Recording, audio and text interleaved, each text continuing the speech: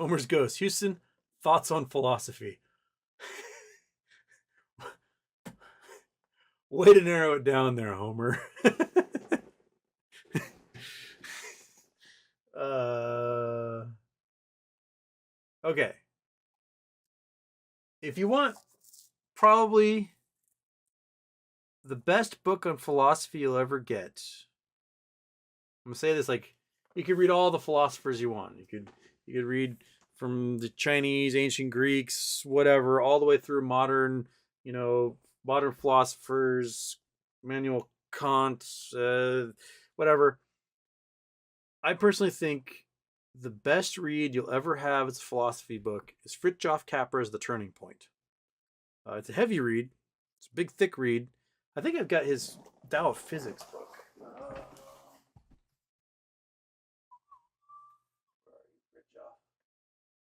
Don't I? There's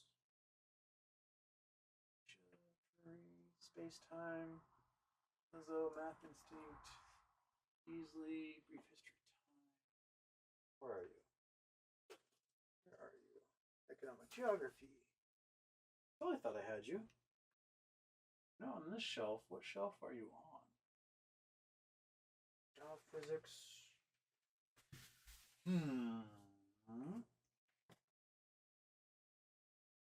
Well, shit. But it does a great job, like splitting the difference between mechanistic thought and like holistic thought about problem solving, product building, things like that. So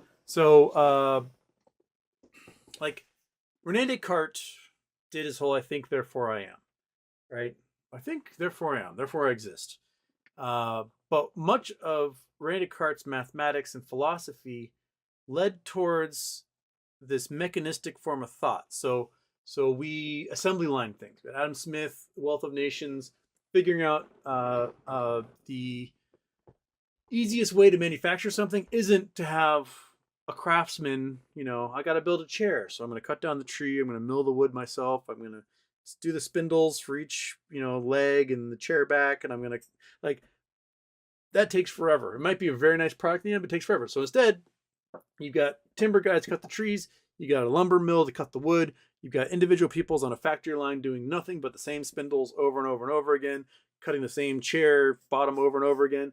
And then you have somebody whose job it is to piece it together on an assembly line. All right, stick the legs in here, goes the next guy, he sticks the back in there, and so on.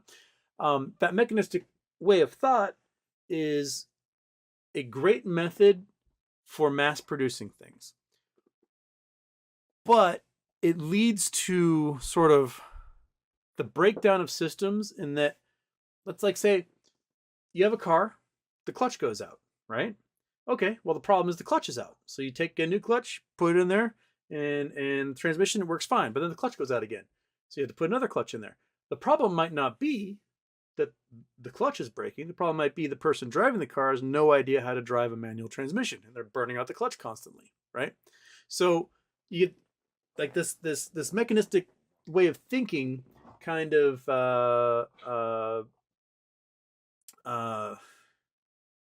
removes sort of causes to the symptoms. Like we treat the symptoms constantly.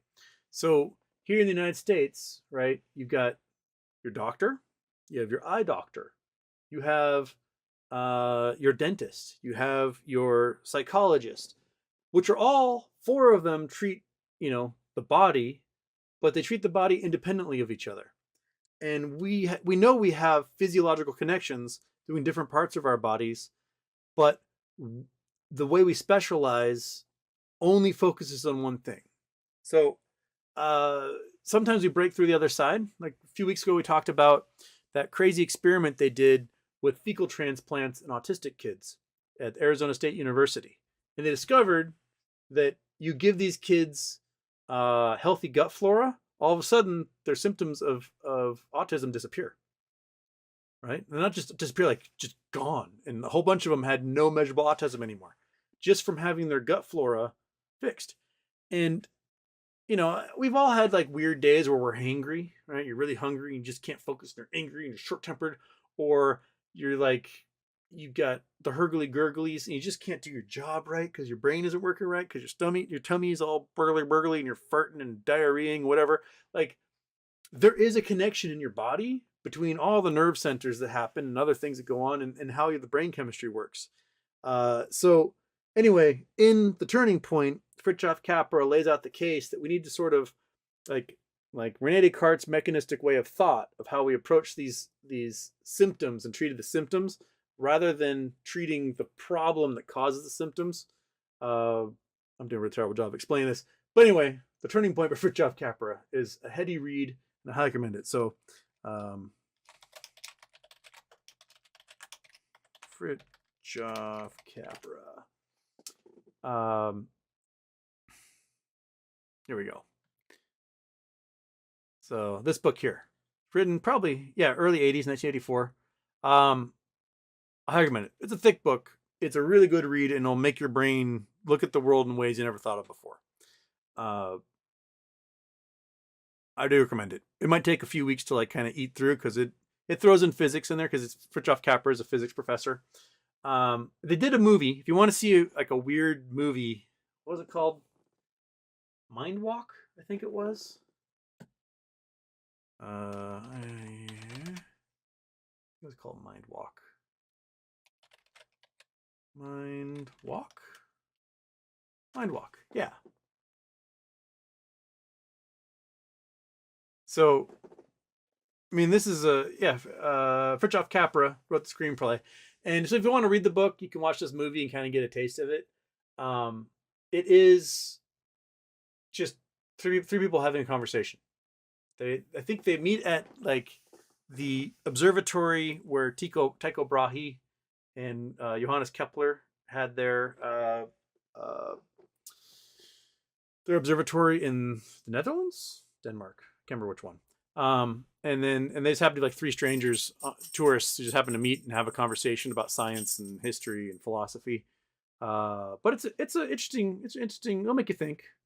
The book goes much deeper than this, but you get an idea. So, Fritjof Capra, The Turning Point, or you can be lazy and watch a 2-hour movie of three nerds have a conversation. So, there you go. Yeah. Oh, a Capra. I wonder if they're related to Fritjof. Bernd Amadeus Capra. In Austria, production designer known for. Interesting. How about that? Okay. There you go. Yeah. So there's your book and movie recommendation. Whoa. Hey, did you get the cat off of there? Oh, look at you actually doing your job for yourself. It's gonna take some doing, man. It's gonna take some doing. Oh, meow meow, I missed yours. I'm so sorry. Is time a real thing or is it just perspective? I'm thinking the only moment that exists is now. Am I nuts? I mean, yeah. Because when something has existed, right? Those moments are no more. Can't go back. Can't go experience it again. It's in our memories, for most of us anyway. It's been recorded. There's artifacts that represent it, but only the now exists. You're right. You can think about the future, and you can predict and see how close you are to predicting that future. But the future doesn't exist until it exists. That's where you are. So, now. But not really, because there's a 5-second delay. So I say now, and then I watch myself 5 seconds later, then do it. Actually, it looks like more like a 10-second delay right now.